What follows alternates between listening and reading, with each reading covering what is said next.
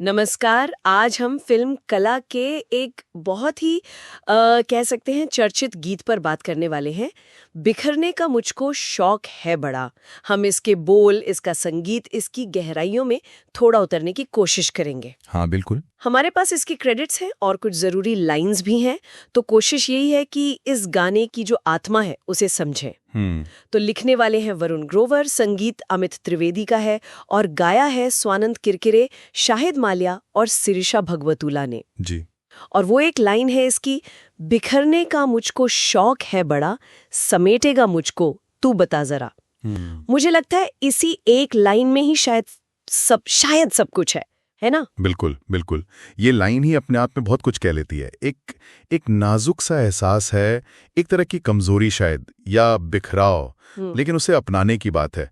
और फिर वो उम्मीद भी कि कोई समेट लेगा। हाँ, ये शौक शब्द का इस्तेमाल बड़ा दिलचस्प है यहाँ पर। भाई मतलब ये कोई मजबूरी नहीं बताई जा रही, दुख नहीं बताया जा रहा, इसे शौक कहा है।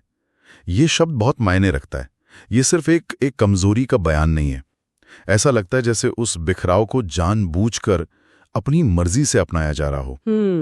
लेकिन फिर वो सवाल, समेटेगा मुझको तू बता जरा, तो वो तलाश भी है।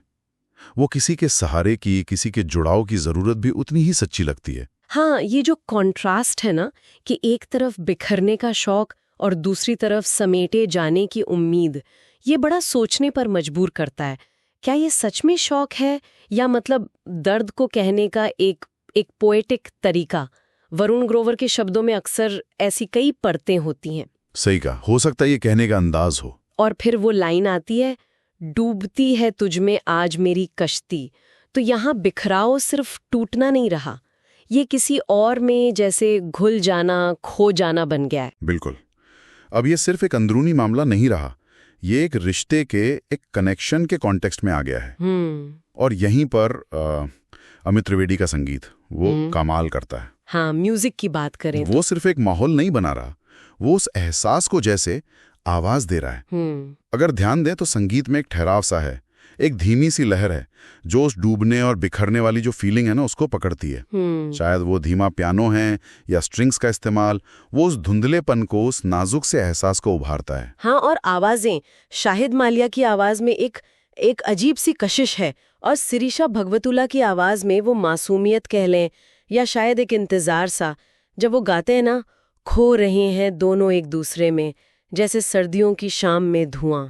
हाँ, तो वो सिर्फ शब्द नहीं लगते, ऐसा लगता है जैसे सच में दो रूहें एक धुंधलके में मिल रही हैं। हाँ। अपनी पहचान खो रही हैं। बिल्कुल। और स्वानंद किरकिरे की आवाज भी उसमें एक अलग वजन डालती है, शायद एक ठहराव, एक मैच्योरिटी सी। सेम। और यही जो पंक्तियां हैं, खो रहे हैं दोनों, ये उस आपसी गुमशुदगी को बहुत खूबसूरती से दिखाती हैं। मतलब ये एक तरफा बिखराव नहीं है, अब ये एक साझा अनुभव बन गया है। जैसे सर्दियों की शाम में धुआं, ये क्या कमाल की उपमा है ना? धुआं वो दिखता है, महसूस होता है, पर आप उसे पकड़ नहीं सकते, उसकी कोई तय शक्ल नहीं होती। ठीक वैसे ही जैसे इस गाने के एहसास हैं, गहरे हैं, मौजूद हैं, पर पकड़ में नहीं आते। तो अगर हम इसे समेटने की कोशिश करें तो ये गीत उस उलझी हुई सी इंसानी कश्मकश को दिखाता है, जहां इंसान अपने अंदर के खालीपन से या बिखराव से जूझ रहा है। शायद उसे एक हद तक एंजॉय भी कर रहा है, वो शौक वाली बात, लेकिन फिर भी कहीं ना कहीं किसी ऐसे कनेक्शन की, किसी सहारे की तलाश में है जो उसे पूरा कर सके, उसे समेट ले। हाँ, ये एक ही वक्त में टूटने की चाहत भी है और जुड़ने की जरूरत भी। बिल्कुल सही। और यही चीज इसे इतना मानवीय, इतना रिलेटेबल बनाती है।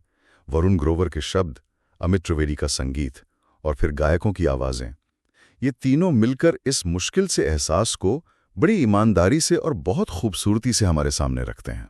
तो इसका निचोड़ क्या निकला कि ये गाना सिर्फ एक रोमांटिक गाना नहीं है, ये इंसान होने की, मतलब हमारे वजूद की एक गहरी परत को छूता है। वो जगह जहां हम अपनी कमजोरियों और अपनी जरूरतों के बीच लगातार झूरते रहते हैं, जहां कभी खुद को खो देने का मन करता है तो कभी किसी के जरिए पाए जाने की उम्मीद होती है। हाँ, और ये हमें एक बड़े दिलचस्प सवाल के साथ छोड़ जाता है। सुनने वाले इस पर सोच सकते हैं कि क्या वाकई बिखरने के इस शौक से डील करने के लिए हमेशा किसी समेटने वाले की जरूरत होती है?